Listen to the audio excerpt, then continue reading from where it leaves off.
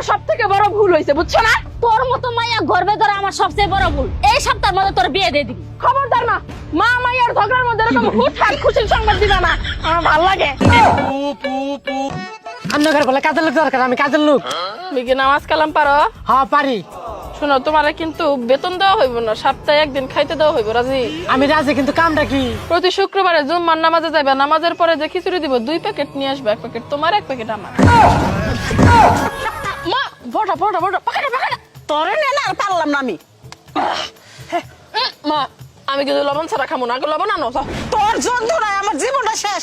এই পেঁপেটা তুই ছিল, আমি লবণ নেই। এই নে, আমি লবণ নেই, তখন আমি আর পারি না। পাইকে দে, এই যে লবণ। পেঁপে কো? কিসের পেঁপে? উমা, কিসের পেঁপে? মানে নুন না এলাম পেঁপে দেখাবো, পেঁপে কো? পেঁপে যে আমি খাইয়া ফেলাইছি, লবণ কোথায় আমার মনে নাই। কি করলে হারাম জানি